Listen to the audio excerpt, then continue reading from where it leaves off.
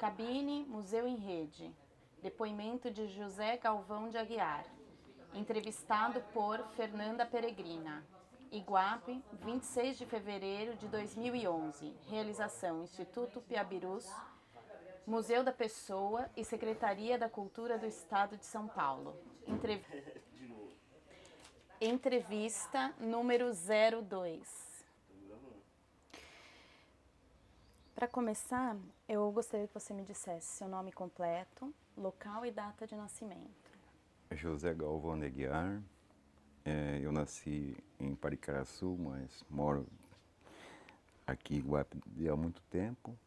E nasci em 03, 04 de 53, certo? Qual é a origem da sua família?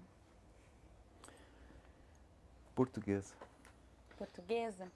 E portuguesa e índio também no meio, sabe? Porque ela é uma família antiga aqui. E você saberia contar alguma coisa sobre a origem da sua família? Alguma história de como eles chegaram aqui?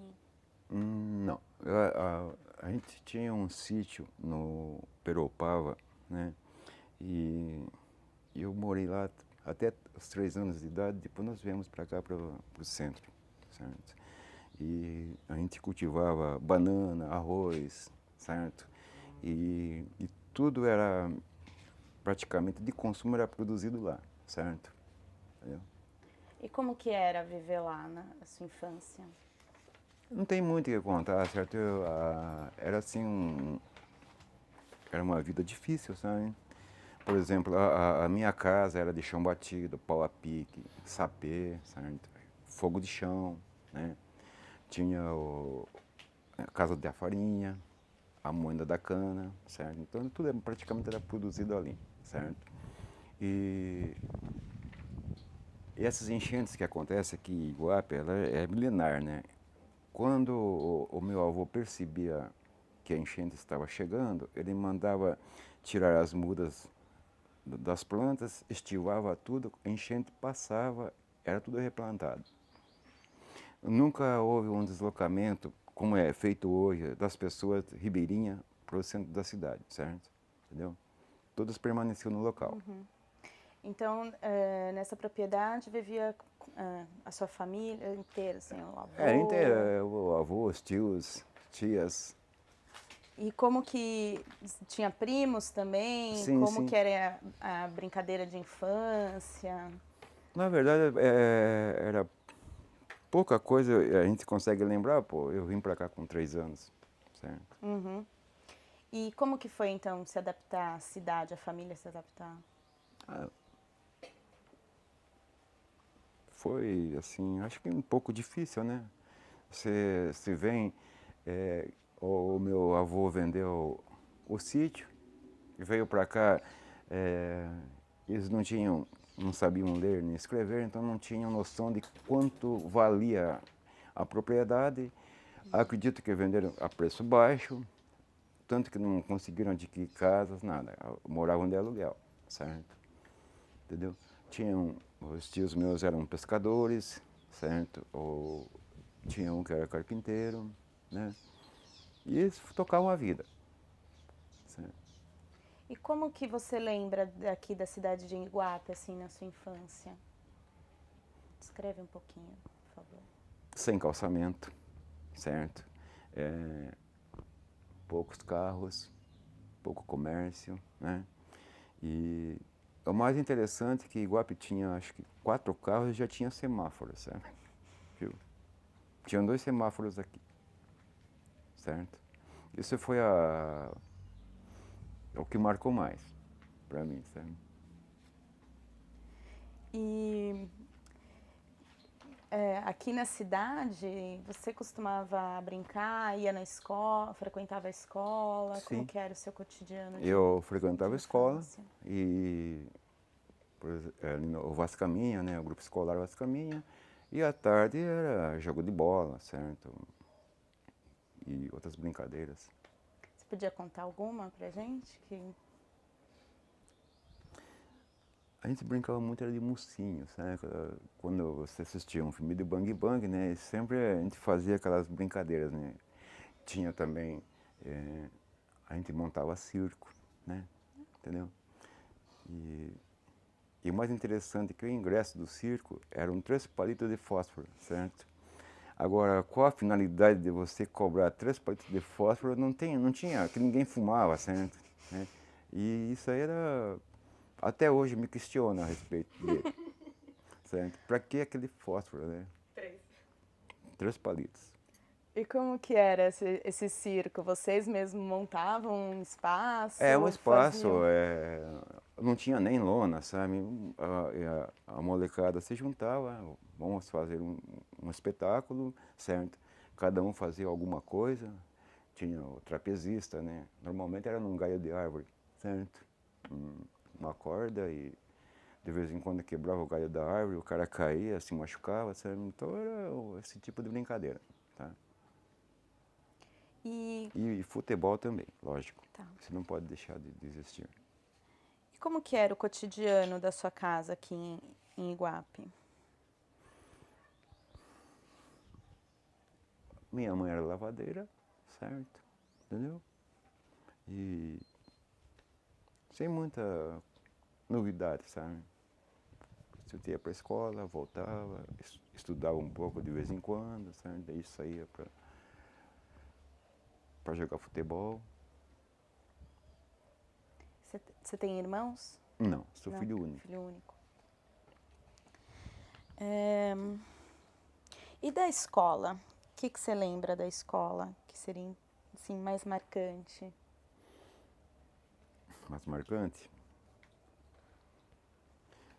Eu era um cara que fazia muito castigo, sabe? Tá? É assim, tipo, não devo fazer bagunça na classe, tá? 1000 vezes, 2000 vezes, certo? Porque eu era muito bagunceiro, era terrível. Tem alguma bagunça em especial que você acha que seria interessante contar pra gente? Tinha um colega de classe que ele era abastado, sabe? E então a empregada levava o lanche para ele, na hora do recreio. E nós era duro, não tinha dinheiro. A gente aprontava e jogava a culpa nele. Só que ele era um cara folgado, ele contratava a gente para fazer o castigo. E nós tomávamos o lanche dele, o pagamento. Todos os dias era dessa forma. E a relação com os professores, como é que era? Apanhei bastante no primário, viu? Era régua, puxão de orelha, entendeu? Mas merecia também. Teve algum professor em particular que te marcou? Olha, apesar da rispidez, como a gente era tratado, porque havia essa necessidade, né? Felizmente eu peguei, todos os meus professores de primária foram ótimos professores, certo? Entendeu? Ótimos mesmo, certo? Não tenho nada a reclamar. Inclusive todos estão vivos ainda e tenho um bom relacionamento com eles. E como que foi para você escolher uma profissão? Na verdade eu já trouxe esse dom comigo, certo? Tá? Eu comecei a desenhar cedo, tá? Tenho uma habilidade realmente para desenho, tá? E para pintura, para modelar em papel machê, certo? E isso aí eu já trouxe comigo, tá? E você já desenhava de infância? Sim. Sim? Como que você fazia para... Você desenhava na escola? Desenhava... Escola, em casa, eu comecei a ganhar dinheiro com desenho, fazia trabalho para os colegas de escola, né? Então eu já comecei a faturar cedo em desenho, certo? E você aprendeu, assim, só por uma habilidade? Ou você chegou a ter algum curso? Não, é habilidade mesmo, certo? eu já trouxe comigo, tá? É, isso daí é um campo mais complexo de explicar, certo? Entendeu? E porque eu já fazia isso antes, né? Tá? Na verdade, assim, eu sou espírita, certo? E eu já passei por aqui várias vezes e uma das minhas habilidades era a arte, tá? E eu trouxe comigo isso, tá?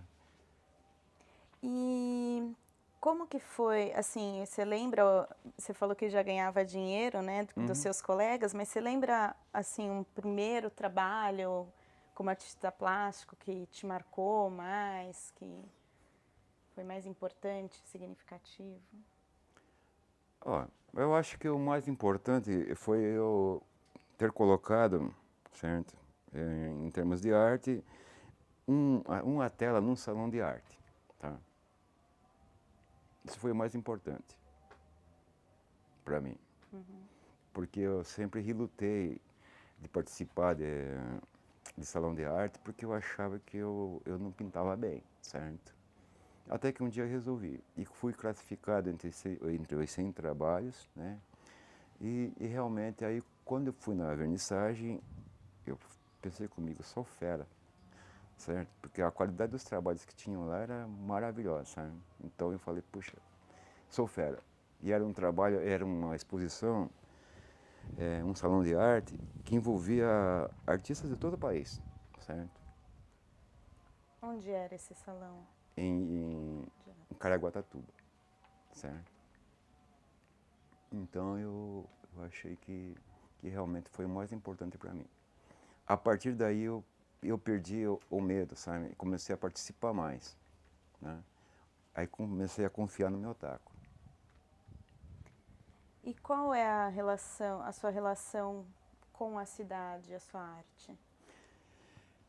Eu aqui faço vários tipos de trabalho, certo? Principalmente carnaval, tá? Eu faço decoração de rua, faço alegorias, já fiz escola de samba, por exemplo, desenvolver enredo, fantasias, carros alegóricos, certo? Modelar em papel machê, em isopor. Então essa é a minha contribuição, certo? Em termos de arte aqui eu participo de tudo que for possível, tá? E tem algum carnaval que tenha, assim, mais memorável? Sim. Nós tínhamos uma escola de samba chamada 55, né? E a gente não tinha grana e cada um participava com o que tinha de dinheiro, certo? Tem um detalhe muito importante que nós fizemos um vapor chamado Bento Martins, que era o que navegava aqui, o Ribeira, né? E ele tinha 2 pavimentos. E nós não tínhamos a madeira para fazer o assoalho, sabe, do primeiro pavimento. 2h30 da manhã, um amigo meu foi para casa jantar, 2h30 da manhã, sabe? Aí ele chegou lá, tirou a comida no prato, começou a comer e começou a pensar o que ele ia fazer para arrumar a madeira para fazer o piso. Ele não teve dúvida. Pegou um martelo, desmontou o quarto da filha todinha, 2h30 da manhã, certo? Que era de tábua, né? Trouxe para fazer o piso do carro, sabe? Então, essas são as coisas que marcam a gente, sabe?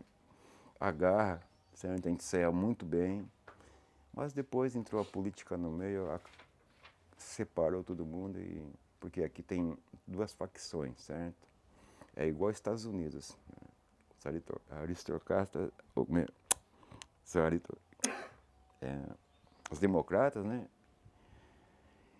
E os aristocratas, certo? Aqui é Koch-Berne, entendeu? São 2 facções. Então, partido aqui não quer dizer nada, né?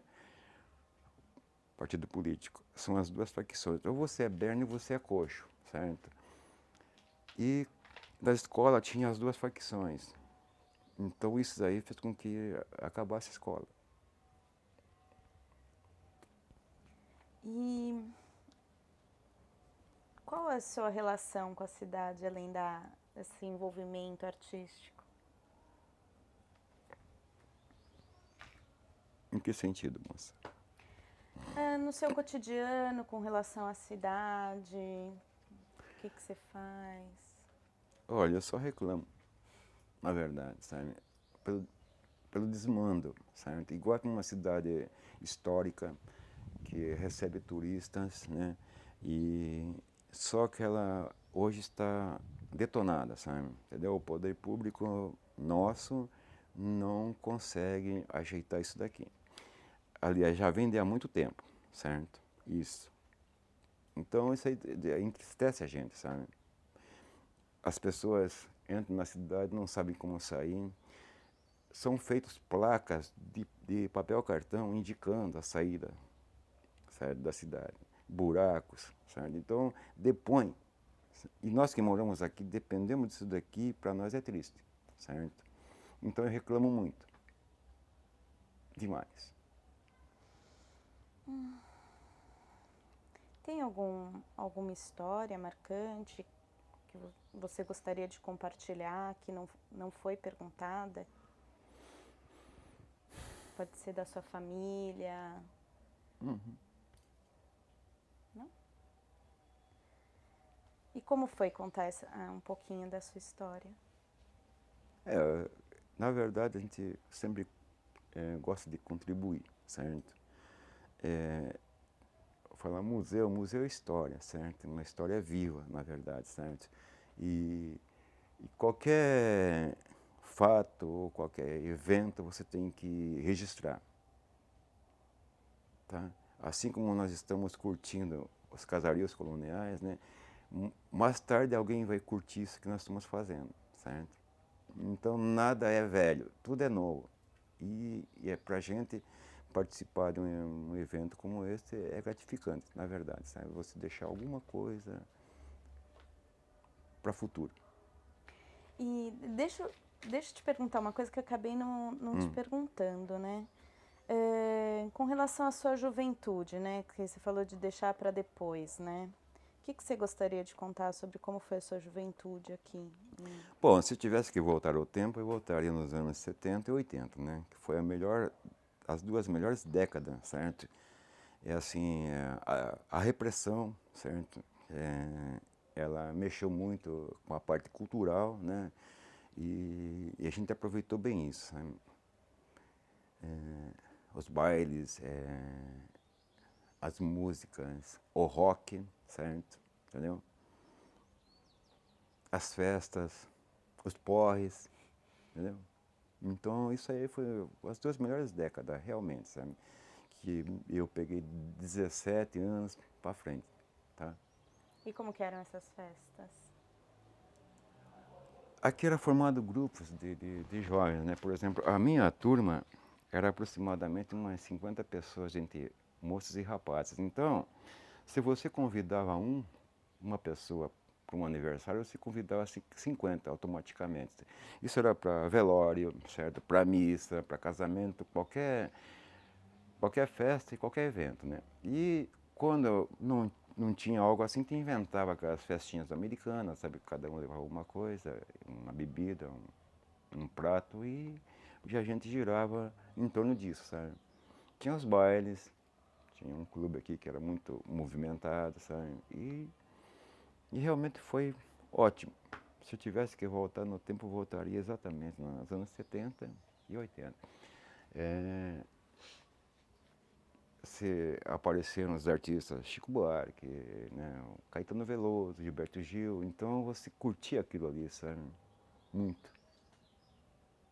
Era algo assim espetacular, sabe? Aquilo lá realmente era cultura, sabe? Uma cultura musical. Hoje você não acha isso, é muito difícil, certo? E o espaço aqui da cidade mudou muito Não, com relação a essa? não, certo? Permaneceu. Acontece que, por exemplo, da minha turma, a maioria foi embora, sabe? E não se renovou. Tem ruas aqui que tinha uma moçada legal, sabe? Hoje se passa e não foi renovado aquilo ali, sabe? como aqui não tinha, na região não tinha faculdade, o pessoal tinha que sair fora para estudar, né? E já faziam a vida para lá. E só voltavam depois que estavam aposentados, certo? Como vários amigos meus estão aqui agora, aposentados. E você sempre... E eu não consegui sair daqui. Sinceramente, não consegui.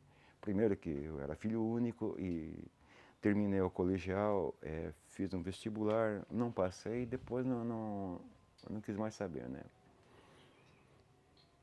Aí só me preocupei em arrumar uma namorada, casar e me estabelecer, certo? Hoje tenho um casamento de 30 anos, certo? É bem estruturado, tenho 3 filhos, certo? 2 filhas e um rapaz. A gente conseguiu formar a primeira, já estamos formando os 2 seguintes, né? Certo? Se formam esse ano, entendeu? E você não gostaria de contar um pouco como é que foi ter 3 filhos aqui, um casamento? Foi muito gratificante, sabe, na verdade, tá?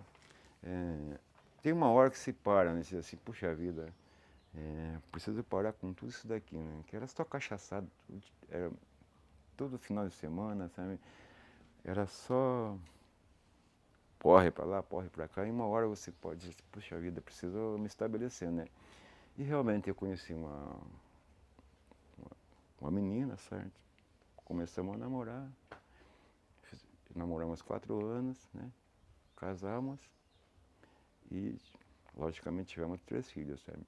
E foi assim, gratificante, porque são pessoas boas, não tive trabalho nenhum, certo? Não me preocupei com o negócio de drogas, porque eles nunca foram usuários, né? Então, e a gente conseguiu realmente formar uma boa família, certo? Amigos mesmo, certo? Eu ainda os coloco no colo, converso, sou bem requisitado por eles, né? Então, é muito bom isso. Tá. Obrigada por contar um pouco da sua vida pra gente. Eu que agradeço.